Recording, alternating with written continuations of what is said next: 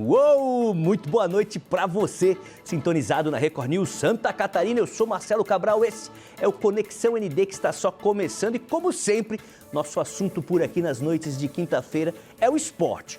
O tema de hoje ganhou destaque nas últimas semanas em todos os veículos de comunicação, na TV, na internet, nas ondas do rádio, nas páginas dos jornais impressos. É a Operação Penalidade Máxima, que investiga a manipulação de resultado em jogos de futebol e a máfia das apostas. Esse assunto vem ganhando um novo capítulo a cada dia. Por isso, na sagacidade daquela resenha boa, convidamos o procurador do TJD de Santa Catarina, Mário Bertoncini, para bater um papo com a gente. Boa noite, doutor Mário.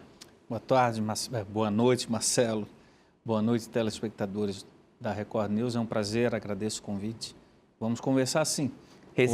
O assunto não é tão bom, mas vamos dar continuidade. Ia falar o seguinte, resenha boa, assunto difícil. Antes de adentrarmos nesse assunto, deixa eu perguntar para o doutor Mário, de onde vem essa paixão pelo esporte? Ela começou no futebol ou transita também por outras modalidades? Doutor, tem uma pinta que joga tênis, beach tênis, golfe, dirige Fórmula 1 e luta jiu-jitsu. Não, meu esporte desde criança era o futebol. Depois um pouquinho de tênis, natação também. Aí depois o joelho começou a incomodar, aí passou a caminhada e tal.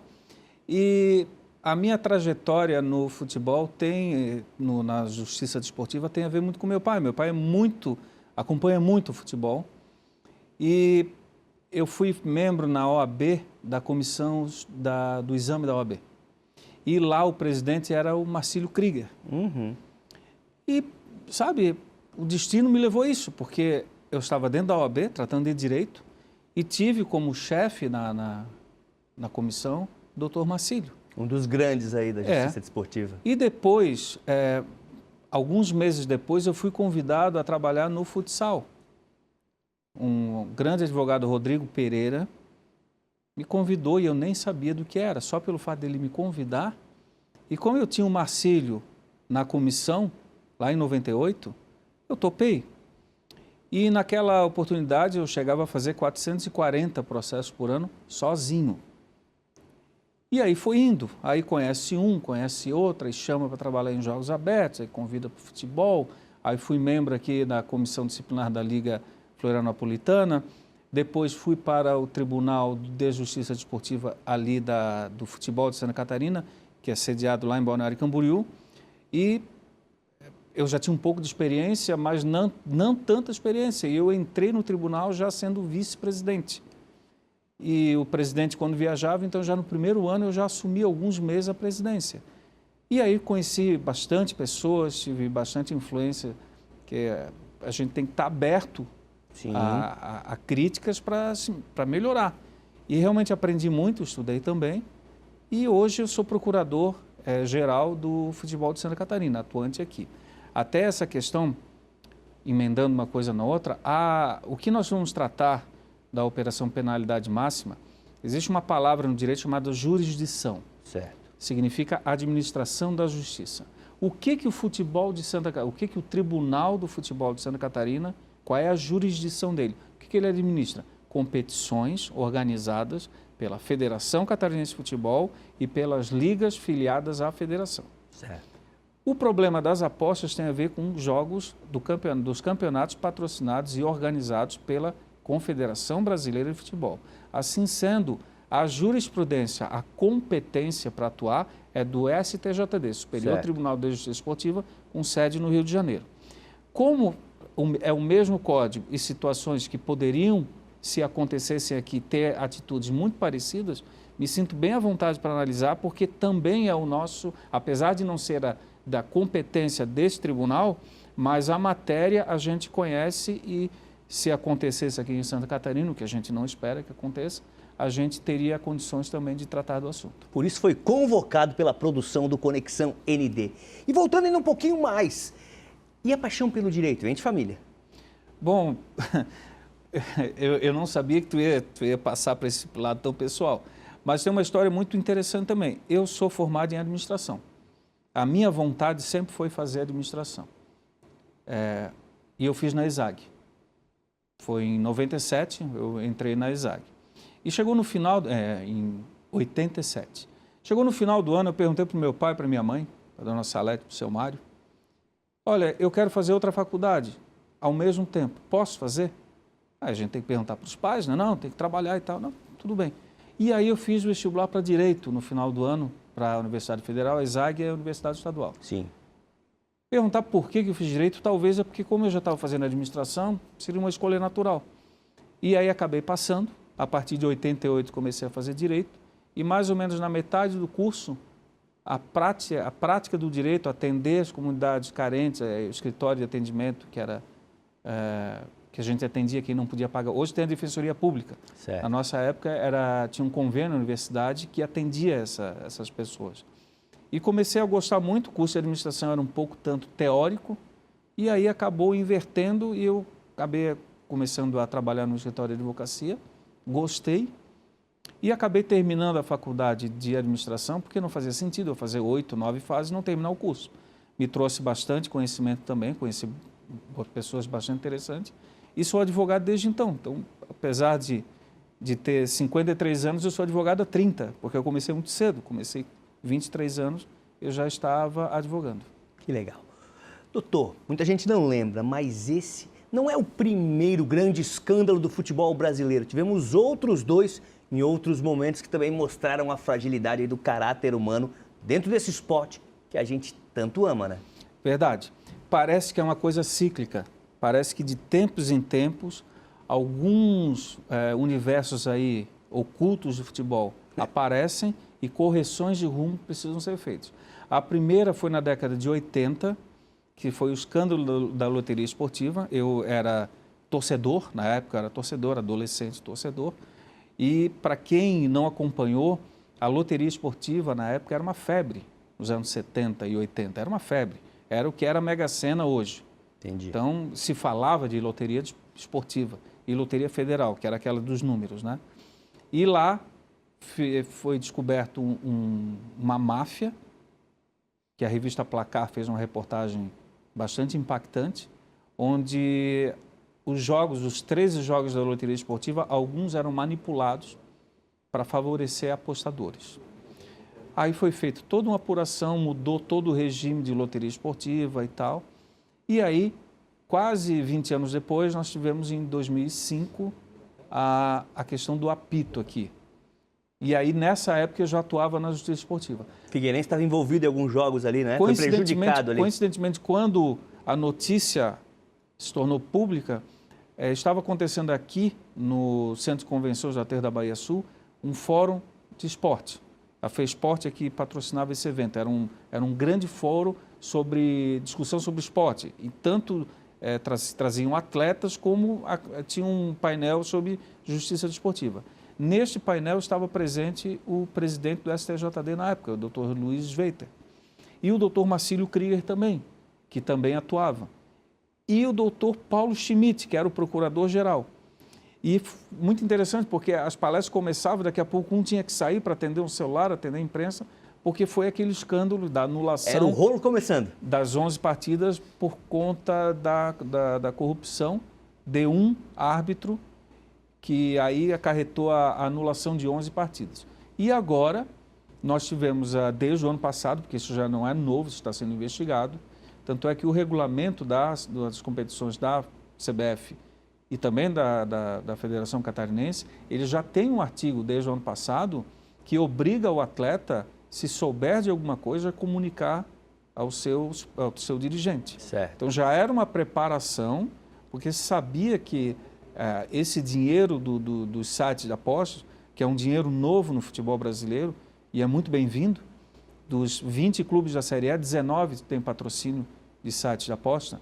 Os clubes precisam, Avaí, Figueirense tem também patrocínio. Esse dinheiro é necessário, não é um dinheiro sujo, não é um dinheiro ilegal. Agora, com esses acontecimentos que nós estamos estudando agora, que todo mundo está conhecendo, parece que é necessário uma regulamentação para que esse dinheiro, os sites de aposta, não prejudiquem a essência do futebol. E daí, né, deprecia o próprio produto, né? Tanto é que os próprios sites da aposta e os clubes se manifestaram imediatamente, repudiando as atitudes de alguns atletas e essas pessoas que aliciaram, se aproveitando ou da má-fé ou da ingenuidade ou até da irresponsabilidade juvenil. Isso, de uma maneira, estou falando responsabilidade juvenil não em relação à idade em si, mas a falta de maturidade certo. E não entender o contexto do quão prejudicial é você aceitar dinheiro para fazer uma atividade que você não faria num curso normal de uma partida de futebol. Doutor Romário é tão bom de resenha que até algumas perguntas que eu elaborei, o senhor já está tocando no assunto. Vamos falar muito sobre isso. Doutor, quando a gente fala em justiça desportiva, a gente tem um código, né? Tem um livro escrito. Como é que está o nosso código? A versão mais nova é de quando? Ele está atualizado ou precisa de alguns ajustes? E ainda, ele é de todos os esportes, doutor, ou ele é do futebol?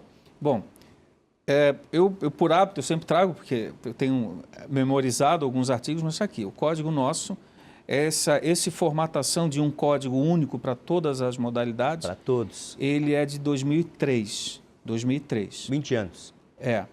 E em 2009 ele teve uma reforma bastante interessante, que é atual, em dezembro de 2009, é a atual versão.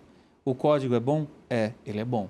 Mas ele precisa de alguma atualização. Por exemplo, ainda fala em envio de peças por facsímile. Entendi. Talvez tenha muita gente que nem sabe o que é.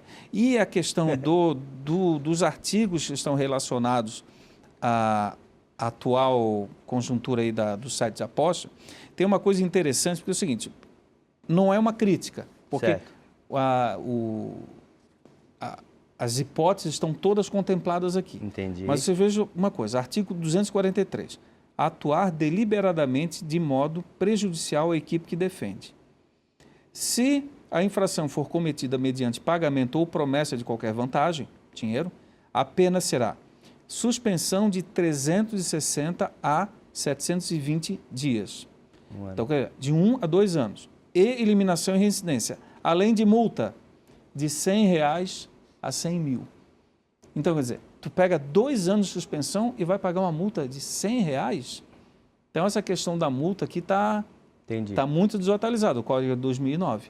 E existe um projeto para modificar a Lei Geral do Esporte, a Lei 9.615, onde vai se fazer uma modificação. Os códigos agora, cada modalidade vai ter seu código. Futebol faz se ele quiser fazer com futsal, futebol, futset, futebol, beach soccer, futebol de agregar os esportes parecidos ali, né? Se o tênis de mesa quiser fazer, ou o beach tênis quiser fazer ok, não tem problema. Só que esse projeto, ele não foi adiante, mas é uma tendência esse código, ou ele ser reformulado, ser atualizado, vamos dizer que 90% dele está muito bom, mas 10% precisa ser atualizado. Entendi. Por exemplo, prever processo eletrônico. Ele não tem, ele precisa de papel ainda, os processos têm que ser em papel. Não é uma coisa que combina com o dia de hoje. Mas, também, talvez a revolução seja maior quando vai devolver a cada modalidade a competência para ter o seu próprio código. Doutor, eu estou tentando me informar bastante, né, sobre toda a operação, lendo, pesquisando, ouvindo quem entende, e percebo que no primeiro momento a gente apontou o dedo para as casas de aposta, né? Eu sabia que não ia dar certo, as casas de aposta estão chegando aí, que mesmo tendo registros, aí CNPJs em alguns paraísos fiscais, tudo indica, como o senhor comprovou ali, está tudo organizado, né, de forma correta para o usuário brincar, apostar. Dito isto, com mais informações que temos hoje, elas são vítimas desse elaborado, mas não infalível esquema? Tem gente que não gosta de jogos, de aposta, não gosta de cassino, de bingo. Mas o que eu costumo dizer, não é a roleta do cassino que vai destruir uma família. O que vai destruir uma família é uma família que tem uma pessoa que é viciada em jogo e que abandona os valores que ele tinha até então para jogar. Com os sites de aposta é muito parecido. O dinheiro do site de aposta é um dinheiro novo, é um dinheiro importante, é um dinheiro que o futebol precisa. Agradeceu?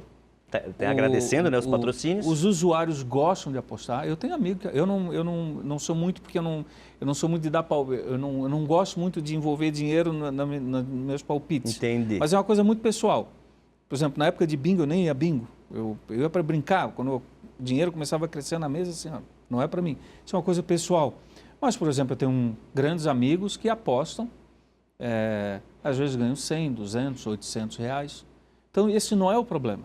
Agora, A partir do momento que tem muito dinheiro envolvido e você tem essa penetração junto aos atletas de pessoas com má intenção e que conseguem alterar o resultado da partida, aí nós precisamos repensar isso. Entendi. Claro, a conscientização dos atletas é o caminho a seguir. Já existe, por exemplo, clubes como o Atlético Paranaense, já no contrato de trabalho, tem uma série de cláusulas ou adendos às cláusulas, um anexo ao contrato, e o jogador sabe o que ele pode fazer ou não pode fazer.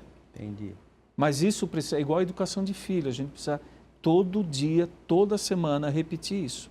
E eu acho que vai passar por aí. Vai haver uma apuração agora,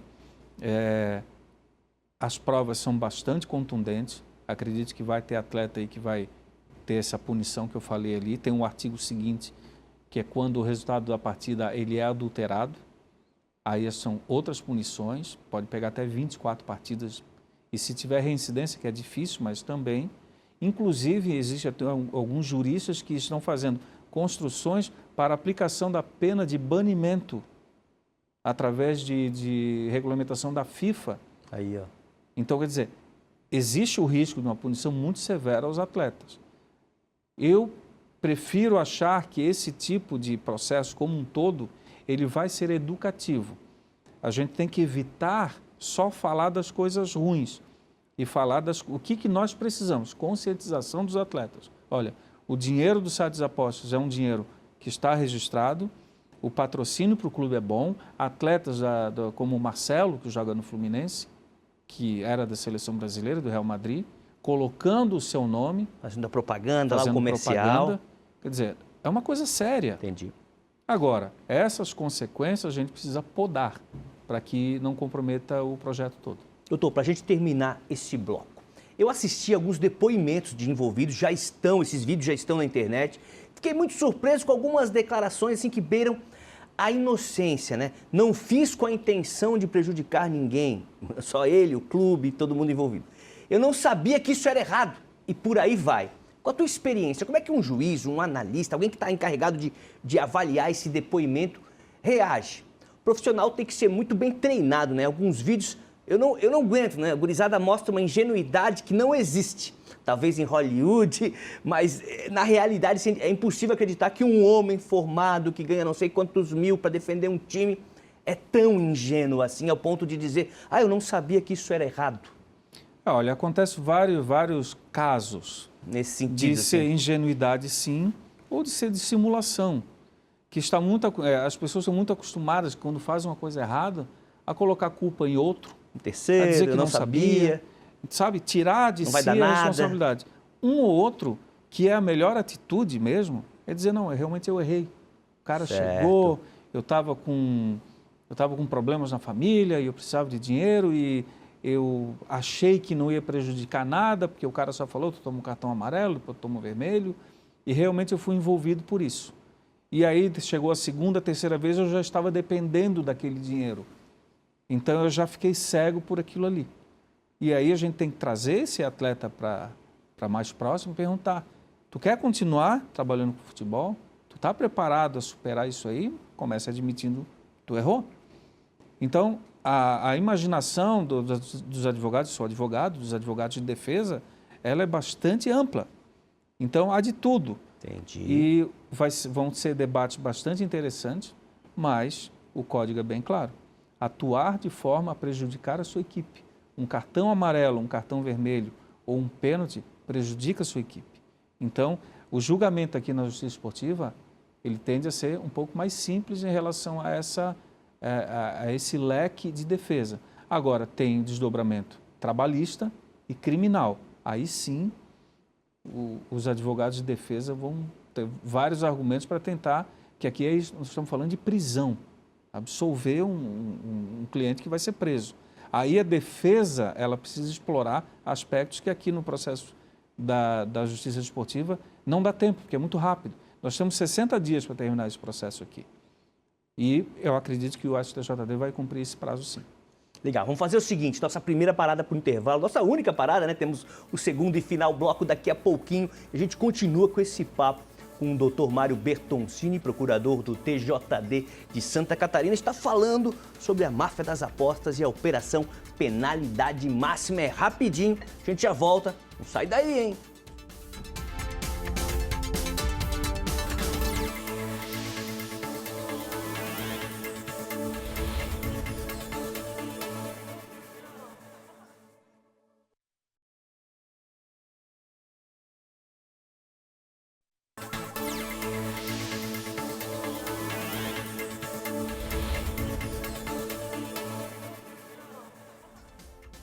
Uou, estamos de volta com o segundo bloco do Conexão ND aqui na Record News Santa Catarina, recebendo hoje o procurador do TJD de Santa Catarina, Dr. Mário Bertoncini, e o comentarista, né, do grupo ND, Fábio Machado, que mandou um abração, amigo pessoal do nosso procurador. O papo é futebol, o papo é Operação Penalidade Máxima, que investiga manipulações em jogos de futebol no Brasil. O Fábio que deve estar na caminha agora assistindo a gente, deve estar na caminha, cobertorzinho, muita aguinha, assistindo a gente aqui o programa. Meu amigo Mário tem uma pergunta direta para esse início. Eu sempre começo o segundo bloco com essa pergunta. Tenho feito sempre para os nossos convidados. Com a sua experiência, o esporte transforma? Olha, é muito boa a tua pergunta. É um discurso muito tentador, principalmente pelos políticos. O futebol, o esporte vai tirar o fulano da droga.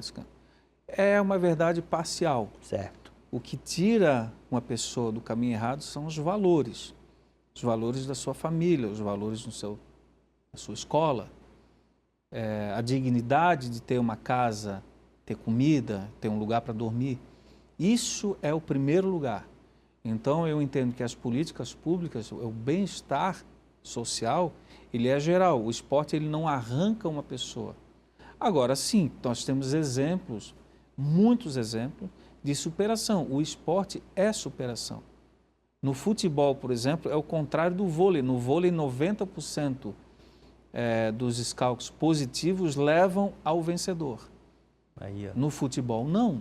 No futebol, às vezes, o time pior, com mais deficiência ou com mais dificuldade, ganha. O nosso campeonato catarinense aqui, um dos campeonatos mais equilibrados do Brasil. Então, o futebol vive de superação. O atleta se lesiona, o atleta às vezes não recebe o salário. Então, tudo isso são ingredientes do esporte. Então, ele transforma sim, se uma pessoa quiser se transformar.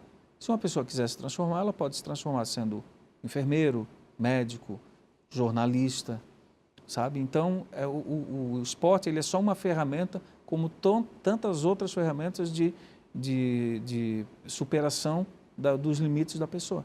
Legal demais. Voltamos para o nosso assunto principal, Operação Penalidade Máxima. As investigações apontam envolvimento de jogadores.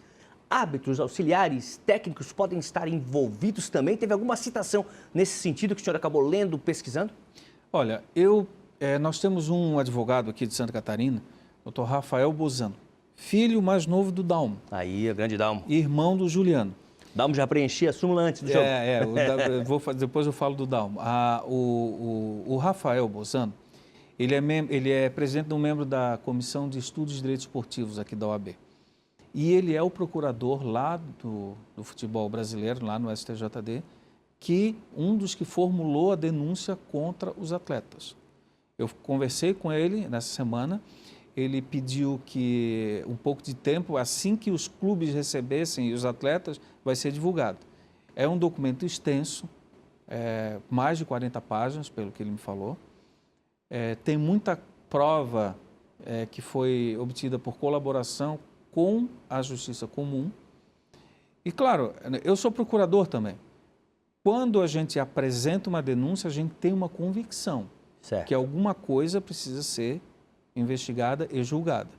Porém, a decisão final dos auditores, eles vão julgar, depois de ouvir as defesas. Então, acontece, muitas vezes a gente tem um entendimento, a gente pega uma súmula, lê uma súmula e faz uma denúncia. Aí, daqui a pouco, aparece lá imagens do jogo e mostram que não foi bem aquilo. Entendi. Então, nós não somos donos da verdade. Agora, de acordo com a investigação, há fortes indícios dessa atitude atitudes antiéticas dos atletas. Então foi feita a denúncia, o presidente do STJD, atendendo o pedido da Procuradoria, já afastou de forma preventiva, por 30 dias, o Código permite, alguns atletas. Agora, com certeza, antes desse prazo já vai ter julgamento, pelo menos no primeiro grau da comissão disciplinar. Depois tem um recurso para o pleno. Acredito aí que se não houver muito atraso de retirada de processo de pauta e tal, acredito que até o final de junho nós tenhamos esse processo, essa primeira leva de jogadores julgados. Por enquanto, nós não temos nenhum técnico envolvido, nenhum ato envolvido, nenhum dirigente. É importante dizer que aquele aliciador que não é do site da aposta. Sim, é o a cara pessoa que viu... vê na aposta uma oportunidade e ele vai lá. Ele não responde na justiça desportiva. Por quê? Porque ele não é inscrito em por nenhuma equipe. Ele não tem um registro na CBF. Então, nós não podemos julgar ele. Ele vai ser julgado pela justiça comum. E lá é bem mais complicado, porque tem pena de prisão e tal, uma série de desdobramentos bem maiores que na justiça desportiva. Nós estamos tratando ali do jogo. Entendi. A gente quer resolver. E já foi falado, eu já falei aqui, então esses jogadores estão afastados, trazendo para a justiça trabalhista, alguns clubes resolveram afastar, como é o caso do Avaí.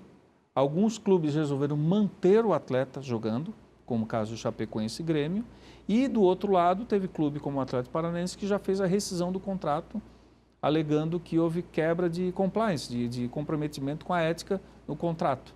Então tem para todos os lados, tem o aspecto trabalhista e tem o aspecto da justiça esportiva e também o criminal e até indenização de natureza civil, como por exemplo um patrocinador se sentir prejudicado porque o atleta prejudicou a imagem do patrocinador. Então, pode haver também. Então, quer dizer, em resumo, não é uma coisa simples, não é uma coisa inocente. Você está recebendo dinheiro para jogar futebol, você não está recebendo dinheiro para levar cartão amarelo ou provocar uma penalidade máxima.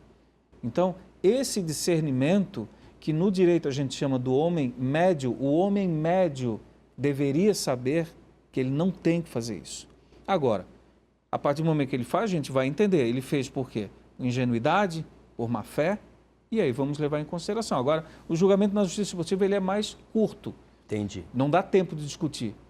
Fez, tem previsão no código, vai ser punido.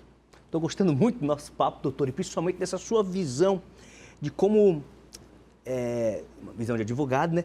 De como tratar, como diferenciar, né? E até vem a minha próxima pergunta tem a ver com isso, né? Dá para diferenciar, por exemplo, o jogador que é vítima daquele que é experiente, que entrou no rolo? Tem que ter uma sensibilidade muito grande, né? Ainda naquele que a gente conversou no primeiro bloco, da ingenuidade e tal, será que o cara está de má fé ou o cara realmente é ingênuo?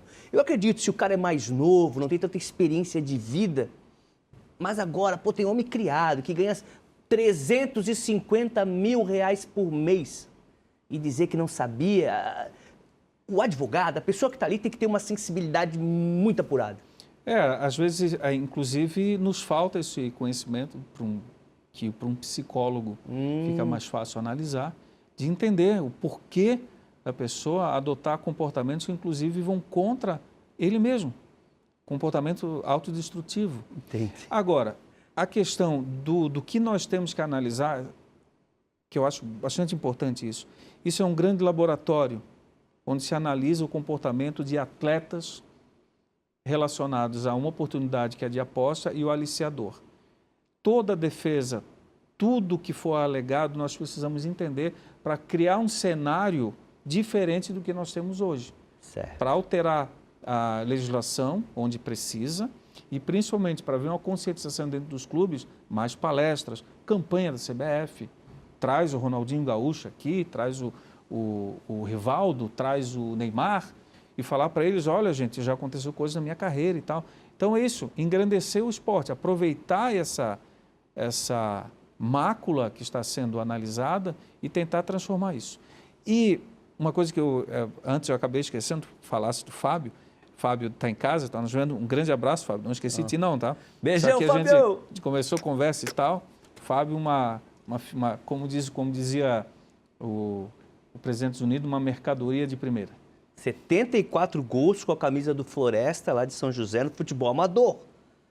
Estavam querendo construir uma estátua para ele lá. Ele não é para tanto, não é para tanto, não precisa. O homem é fera. É fera, sim. Você achou, doutor, que em algum momento o futebol brasileiro poderia parar? Chegaram a falar, não, o futebol vai ter que parar, vai ter que dar um reset para essa investigação, a bola não pode continuar rolando. Eu li algo assim. Eu também li, mas não me convenceu nunca, nem no primeiro momento. Teria que ser uma situação muito calamitosa, e realmente está contaminado todos os clubes, e aí seria um caos. Aí não teria nem sentido, a gente teria que realmente parar, e aí uma expressão literal, para tudo e vamos repensar tudo. Mas assim, gente, a maioria das pessoas é boa, a maioria dos jogadores trabalha honestamente, quer receber seu dinheiro, quer com o seu dinheirinho no bolso comprar um presente, comprar uma casa para a família, comprar um carro, por que não? A maioria das pessoas é decente. Agora, infelizmente, os que mancham essa imagem no futebol, eles acabam tendo uma repercussão muito maior. Sim. Mas isso são correções que lá na frente quem vai ganhar é o próprio futebol. E tomara que essas pessoas envolvidas tirem algum aprendizado desse erro. Eu falei para você no dia que a gente fez o podcast, futebol é uma família. Uhum. E o que você faz quando alguém da família erra? Você repreende, mas você tenta recuperar essa pessoa. Por que tu fez isso? Por que tu caiu no vício? Por que tu desrespeita os teus pais ou a tua família em geral? A gente tem que trazer. Não é passar a mão na cabeça, mas a gente tem que entender que há recuperação para a maioria das pessoas e no futebol a maioria dos envolvidos são pessoas bem intencionadas. Outra coisa que chamou muito a minha atenção, em determinado momento, doutor, quando as conversas começaram a serem divulgadas, ficou fácil perceber que esse pessoal, que estava aliciando os jogadores é barra pesada, pelo linguajar usado, com ameaças, mostrando até imagens de armas, Daí como é que a gente... Daí volta para aquele nosso assunto. Como é que um cara jovem, acabou de completar 18 anos, está num time profissional ali, da sua cidade, do seu estado, da sua paixão, vai escapar de uma turma dessas? Olha, eu vou responder com outro fato. O técnico do Fluminense, o Fernando Diniz, ele é conhecido por se exaltar muito na beira do gramado, cobrar muitos jogadores, até fazer uso de palavrão, bastante palavrões. É o boca suja. E eles dizem que ele é um grande defensor, é um grande paizão dos atletas. Então, eu acho que talvez precise essa comunidade de futebol se fechar e entender mais o prejuízo que pode ter nesse tipo de comportamento. E aí entra também meter-se com pessoas que não têm que estar no meio do esporte, onde figura disciplina, onde figura um mundo. Inclusive tem um jurista, o Álvaro Melo Filho, que ele fala, até trazendo a tua pergunta antes do direito, ele tem uma citação famosa que ele fala que não existe uma atividade humana que congregue tanto o direito como o esporte. Regra da competição, regulamento, transferência, comportamento de torcida, uma série de regramentos, segundo ele fala, para determinar com mais isenção quem é o melhor. Então as regras estão ali para que o esporte prevaleça, o melhor vença. E esse aliciamento de marginais e pessoas que fazem ameaça, apresentam arma, isso tudo são aberturas que você dá. O futebol tem que se blindar para esse tipo de coisa, porque daí não vai sair coisa boa. Esse tipo de tu deixar essa influência chegar ao teu grupo, não vai sair coisa boa. Como o Manezinho diz no popular, deixar se criar. Não pode assim, deixar se criar. O técnico, como grande paizão do grupo, o supervisor, ele olha para aquele grupo, ele tem mais experiência, ele pode identificar, tem alguma coisa aqui errada e tal. O atleta, às vezes, ele é muito cobrado em resultado, mas o atleta tem uma vida pessoal também, pode não estar bem num jogo, no outro, por uma questão pessoal. Então, isso tudo já existe, já é feito.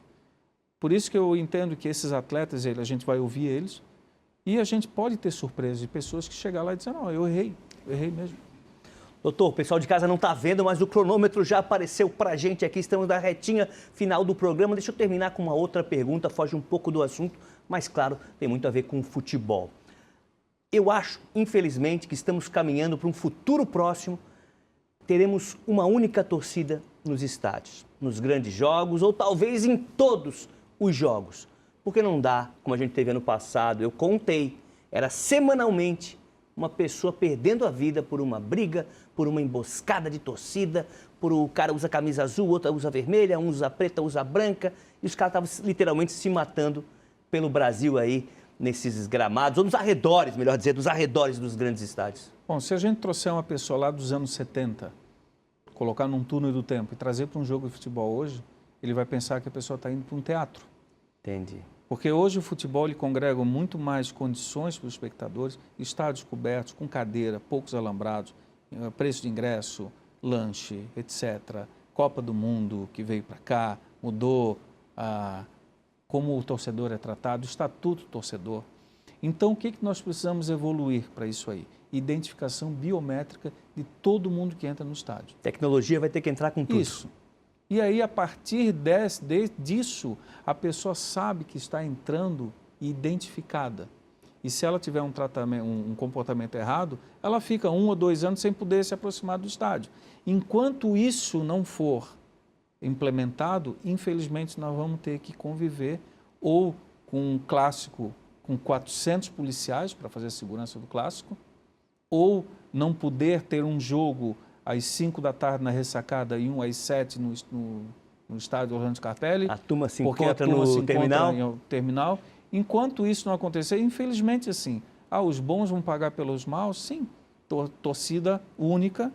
Agora, eu sou um otimista, eu acredito que conversando pode se entender, mas a tecnologia é uma forte aliada. Doutor, obrigado pelo papo, resenha muito boa, né? A frase que eu criei é: a resenha é boa, o tempo voa. Estamos terminando o Conexão ND de hoje. Agradecer demais o procurador do TJD, Mário Bertoncini, por estar aqui com a gente. Um beijão para o Fábio, nosso telespectador número 1 aqui do Conexão. Semana que vem a gente volta com mais um papo interessante aqui na tela da Record News Santa Catarina. Até lá!